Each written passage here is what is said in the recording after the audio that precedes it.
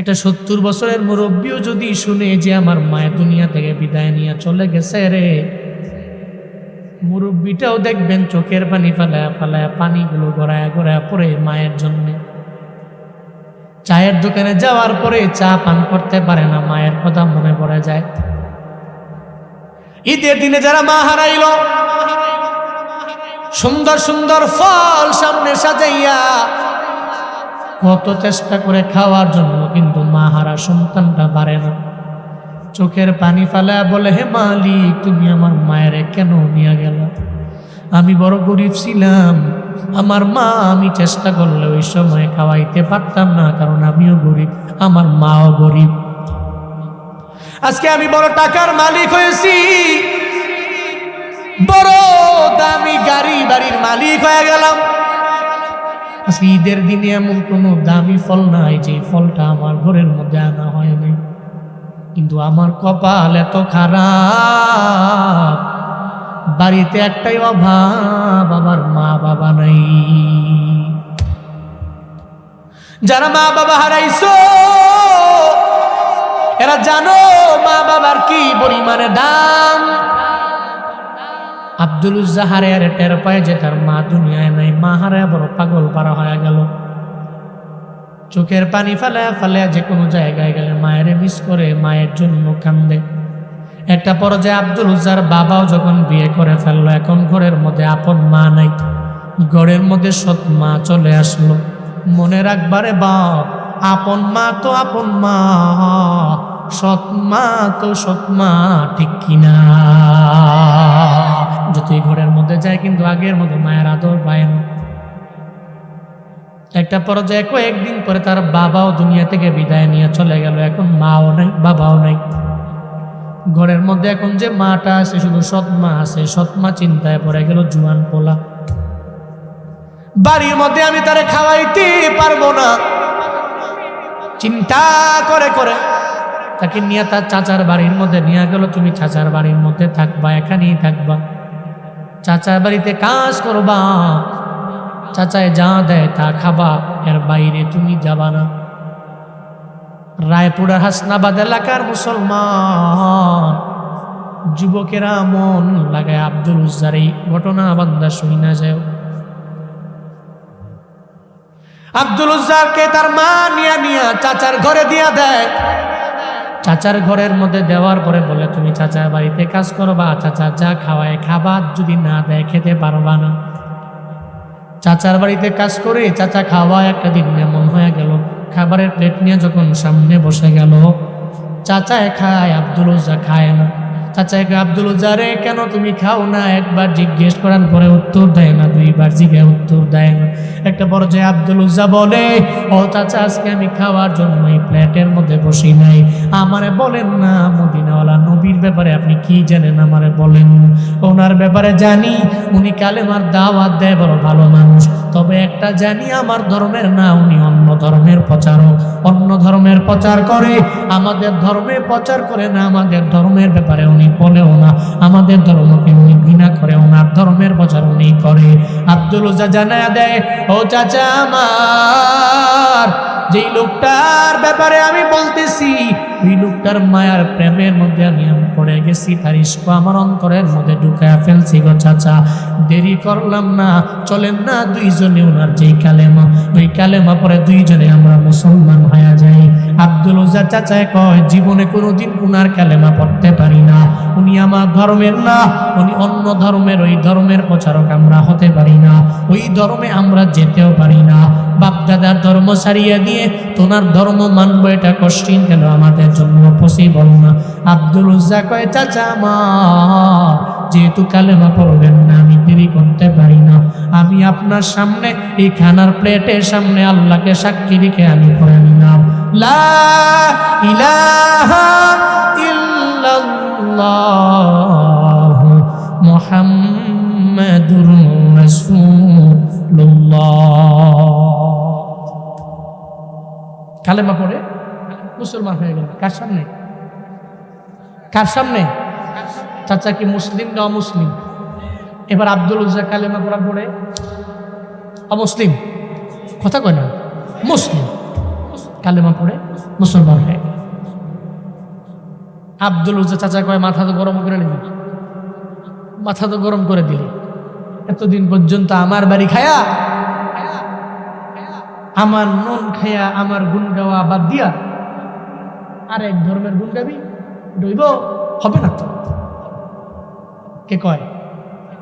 চাচায় ভাতিজার কয় কালেমা স্যার কয় না চাচা, কালেমা তো একবারই পড়ে, সুবহানাল্লাহ পড়ে না, পড়ে না, আল্লাহু আকবার। তোমরা ঘুমাইলিছে কোন মারহাবা, পড়েন সুবহানাল্লাহ, পড়েন আলহামদুলিল্লাহ, পড়েন চিল্লা আল্লাহু আকবার। সুবহানাল্লাহ ওয়ালহামদুলিল্লাহ লা ইলাহা, সবাই সুবহানাল্লাহ ওয়ালহামদুলিল্লাহ লা ইলাহা, তুমি বাঁচাও তুমি মারো, অবিরত ক্ষমা করো, তুমি বাঁচাও তুমি মারো, অবিরত ক্ষমা করো, ধরার যেজন তাকেই ধরো, ধরার যেজন তাকেই ধরো, তোমার মুঠোয় সবই আল্লাহ, সুবহানাল্লাহ।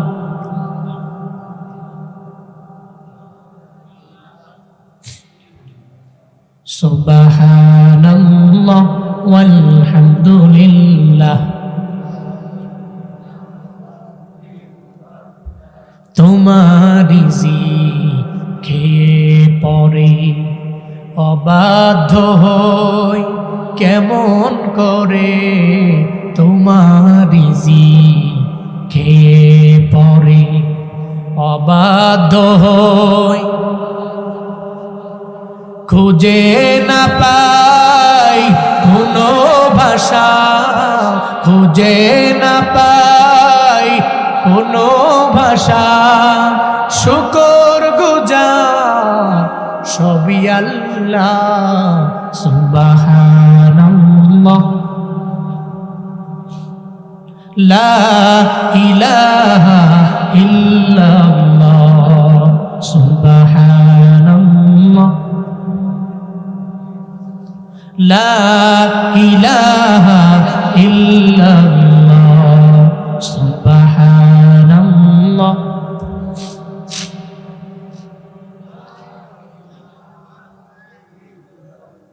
আল্লাহ আমাদের তাসবিহগুলোকে কবুল করে নেন। আব্দুল উজ্জার মাথা বড় গরম হয়ে গেল,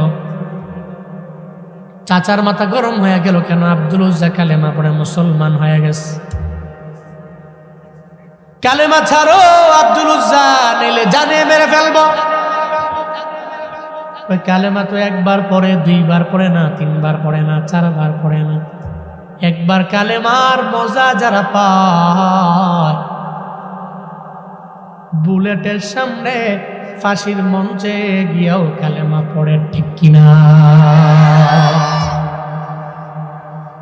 কালেমা পড়নেওয়ালা বান্দা জানে মরণ হতে দেরি, আমার মরণের পরে জান্নাত। প্রতিবন্ধকতা থেকে মৃত্যু, মানে আমার মরণের পরে আল্লাহ আমারে জান্নাত দিয়ে দিবে রে বাবা। কালেমা পড়লে সফল, কালেমা না পড়লে সফল না।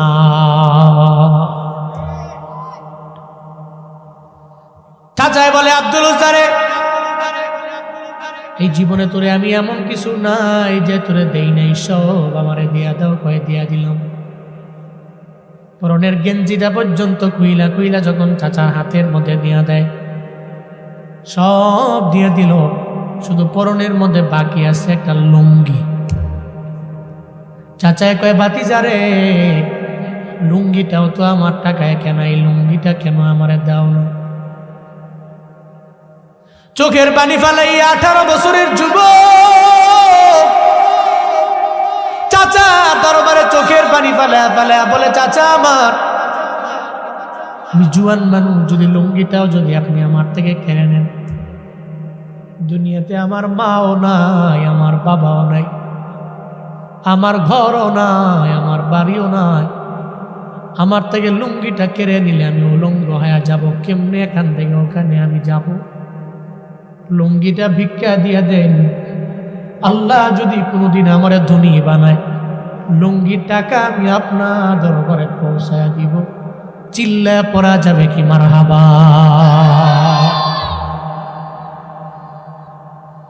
চাচা এত বড় পাষাণ হয়ে গেল। লুঙ্গি যদি নেস দিলে কালেমা সারা লাগবে, লুঙ্গি আমারে দে, কালেমা থাক, অসুবিধা নেই। কয় লুঙ্গি যদি দিয়া দেই তাহলে কালেমা পড়তে পারবা না। আল্লাহকে ডাক দিয়া বলে, হে মালিক, আব্দুল উজ্জামি আমার চাচা লুঙ্গি কেড়ে নেয়, আমার ইমানের বদৌলতে লুঙ্গি আমি দিয়ে দিতে পারি, কিন্তু কালেমা আমি ছাড়তে পারবো না রে আমার আল্লাহ। চোখের পানি ফালাইয়া রবের দরবারে আবদার জানে, আর আল্লাহকে বলে, আল্লাহ গো, আমার মাও নাই, আমার বাবাও নাই, আমি বড় এতিম, আমি কাহার কাছে যাব আমার জানা নাই।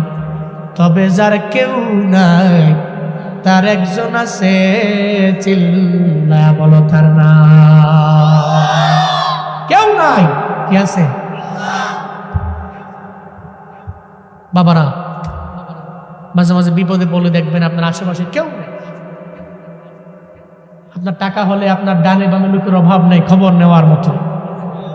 আপনি গরিব হলে আপনার ডানে কেউ নাই, বামে কেউ নাই, সামনে কেউ নাই, পেছনে কেউ নাই, আপনার সমস্ত বন্ধু বান্ধবরা দৌড় দিবে। অসুস্থ হয়ে দেখেন, অ্যাক্সিডেন্ট করে পইরা থাকেন 1.5 মাস 2 মাস, 5 দিন খবর নিবে, এরপর কেউ নাই। দুনিয়ার বাস্তবতা এটাই, সমস্ত লোকেরাই স্বার্থপর। কিন্তু যখন আপনার পাশে কেউ নাই, তখন কি? এই মেসেজ আজকে বাড়িতে নিয়ে যাও, আমার পাশে কেউ নাই, কে আছে? কে আছে? আল্লাহ। চোখের পানি ফালায়া ফালায়া রবের দরবারে বলতে লাগলো, আল্লাহ তুমি ছাড়া আমার কেউ নেই। আব্দুল উজ্জাকে আমি ইমান ছাড়তে পারি না, লুঙ্গি দিয়ে দিতে পারি। চাচার দরবারে লুঙ্গিটা দিয়ে দিল। 18 বছরে একটা জুয়ান পোলা উলঙ্গ হয়ে গেছে, বাড়ির জন্য না, গাড়ির জন্য না, সম্পদের জন্য না, উত্তরাধিকারী সম্পদ পাওয়ার জন্য না, ক্ষমতার জের ধরে না, শুধুমাত্র কালেমার জন্য লুঙ্গিটাও দিয়ে দেওয়া লাগছে। জীবনে কয় ফোঁটা রক্ত দিয়েছো কালেমার জন্য? দিছি। কারণ দাদায় মুসলমান, বাবায় মুসলমান, বড় আব্বায় মুসলমান, বংশধরের লোকেরা মুসলমান। মুসলমানের ঘরের মধ্যে জন্ম নিয়ে নিলাম, এ কারণে আমিও মুসলমান হয়ে গেলাম। এই জন্য আমার নামও মোহাম্মদ, আমার নামও আব্দুল্লাহ, আমার নাম আব্দুর রহমান, আব্দুল সাত্তার, আব্দুল করিম, আব্দুল জব্বার। কালেমার জন্য রক্ত দেওয়া লাগে নাই, টুপি দেওয়া লাগে নাই, দাড়ি দেওয়া লাগে নাই, লুঙ্গি দেওয়া লাগে নাই, কিচ্ছু দেওয়া লাগে নাই। আব্দুল উজ্জা বলে, লুঙ্গি দিয়া দিলাম। লুঙ্গি নিয়ে নেওয়ার পরেও আমি কালেমা ছাড়তে পারি না, আমি মুসলমানের ধর্ম থেকে আমি আলাদা হয়ে যেতে পারি না। লুঙ্গিটা দিয়া লজ্জাস্থান কোন রকম হাত দিয়া টাইকা দৌড় দিয়া সৎ মায়ের দরবারে গিয়ে হাজির হয়ে যায়। সৎ মায়ের দরওয়াজার ডানে দাঁড়াইয়া বলে, মা, দরওয়াজা ওপেন করে দাও। একবার বলার পরে দরওয়াজা ওপেন করে না, 2 বার বলার পরে ওপেন করে না, 3 বার বলার পরে দরওয়াজা ওপেন করে দেখে আব্দুল উজ্জার হালত ভালো না, কাপড় চোপড়ও নাই, উলঙ্গ দাঁড়ায় রইল। মা বড় লজ্জা পেয়ে গেল, চিন্তায় পড়ে গেল, আব্দুল উজ্জার এমন হালাত কেন, কে এমন করলো আমার জানা নাই।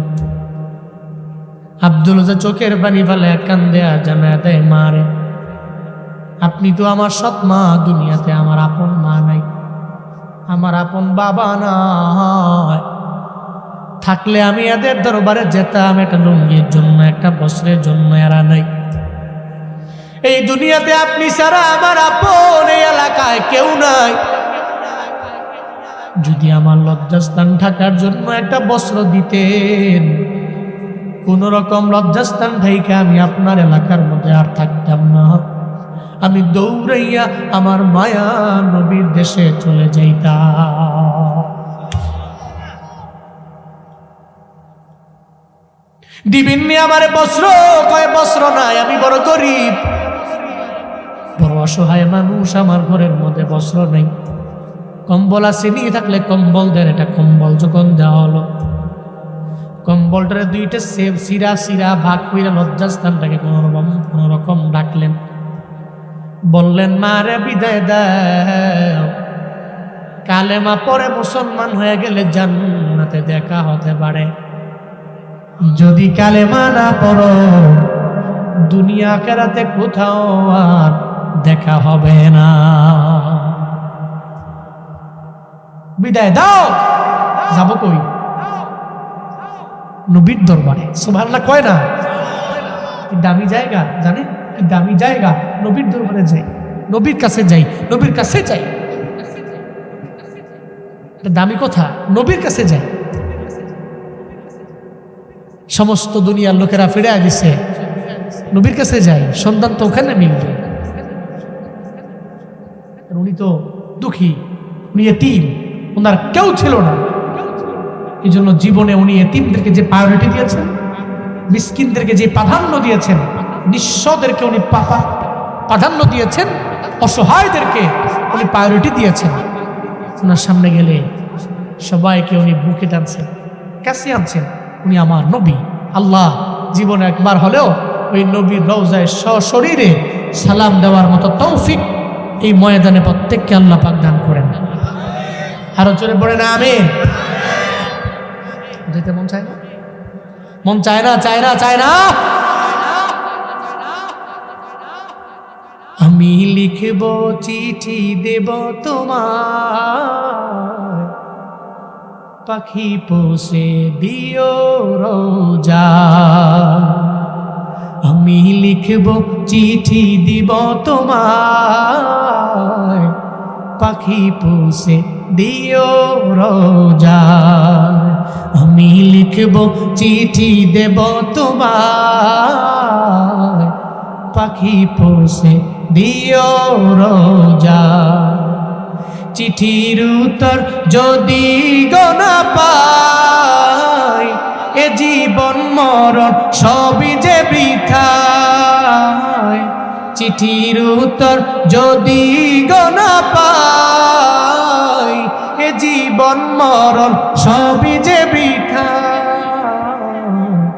যে প্রেমের চাদর ওয়াস করুণীর গায়, সে প্রেম নসিব করো গো আমার।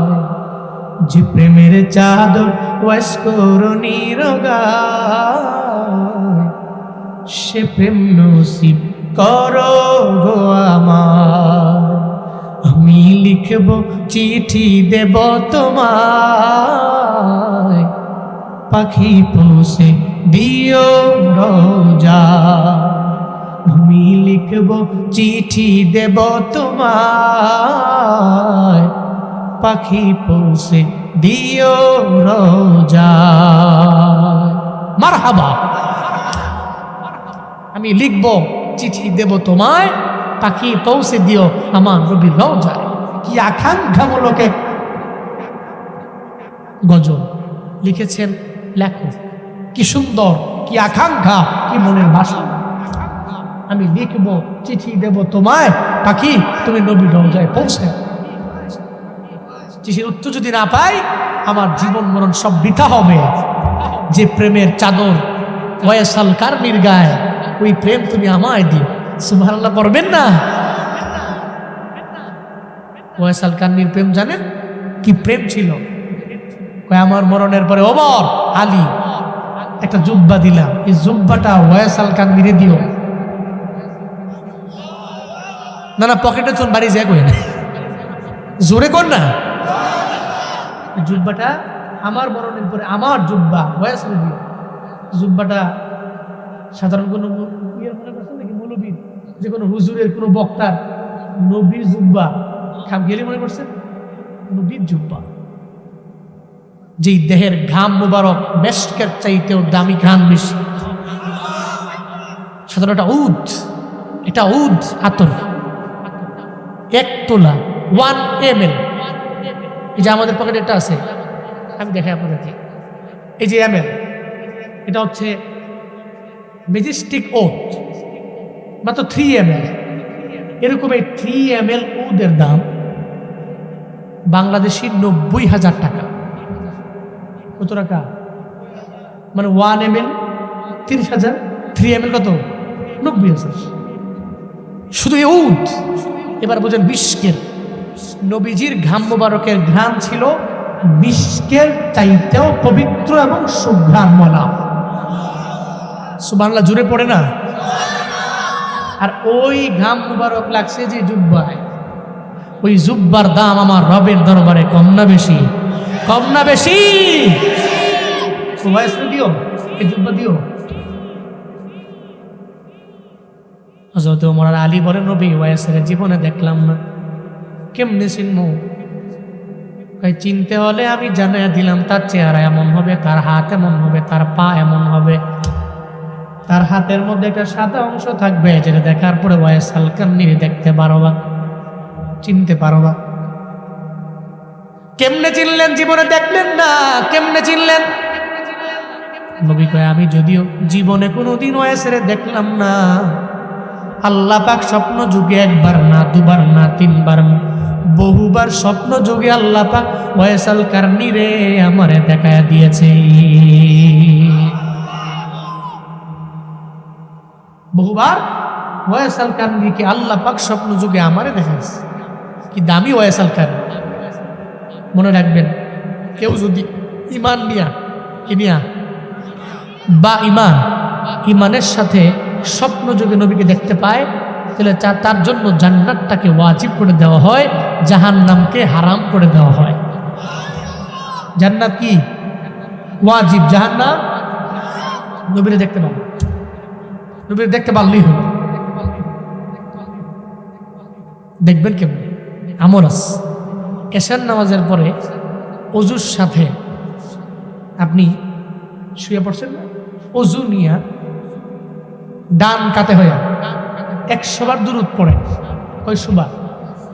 সাল্লাল্লাহু আলাইহি ওয়াসাল্লাম, সাল্লাল্লাহু আলাইহি ওয়াসাল্লাম, সাল্লাল্লাহু আলাইহি ওয়াসাল্লাম, সাল্লাল্লাহু আলাইহি ওয়াসাল্লাম। অনেক বড় দুরূদ, ছোট দুরূদ। আমরা তো ধৈর্য মোবাইল শরীফ, ধৈর্য মোবাইল দরুদ কয়বার? 100 বার যদি পড়ে ঘুমায়া যান, 1 বছরে নবী দেখা দেন নাই, 2 বছরে দেন নাই, যদি মনে করেন জুনায়েদ আল হাবিব ক্যানভাসার, আমি বলি নবীরে দেখার ক্যানভাসার। নবীরে দেখবেন কেমনে? দিদারে নবী সাল্লাল্লাহু আলাইহি ওয়াসাল্লামের ক্যানভাস আমি করছি, আমি ওই লেভেলের ক্যানভাসার। নবীরে দেখতে হলে 1 বছর, 2 বছর, 3 বছর, 5 বছর নবী আসেন নাই, আপনার আমল কন্টিনিউ আছে। দেখবেন কোনো এক রাতে আপনার স্বপ্ন যুগে আমার মদিনাওয়ালা নবী আপনাকে দেখা দিয়েছে।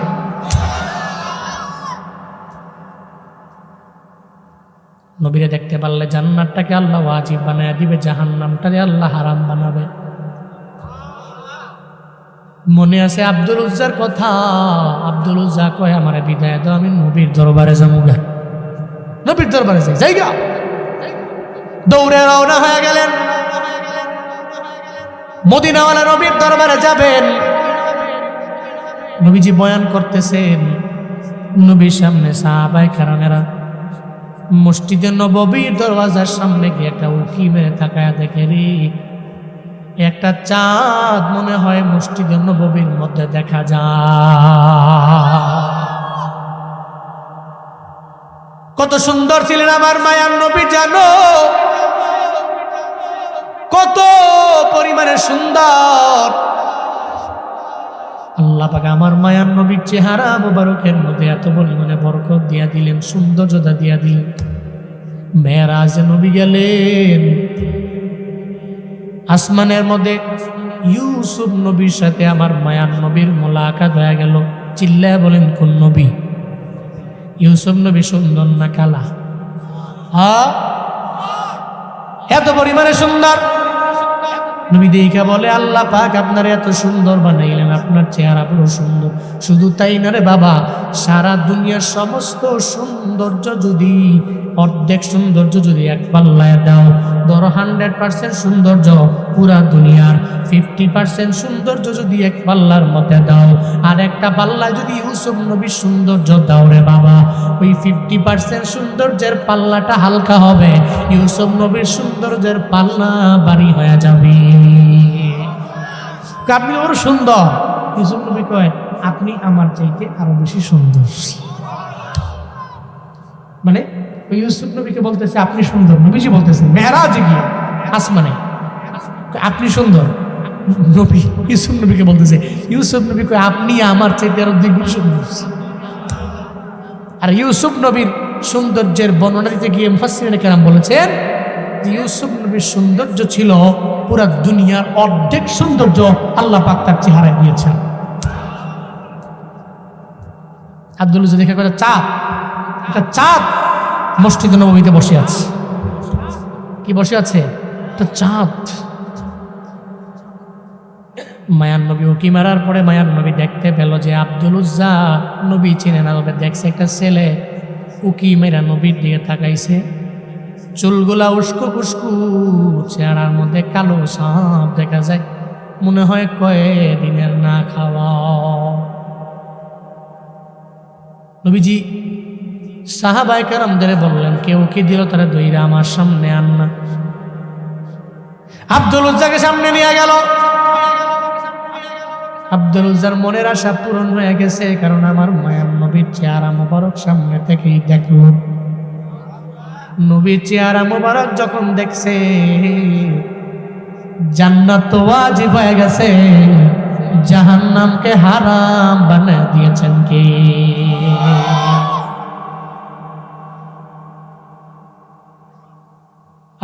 জন্ম আমার যদি হতো আরবে,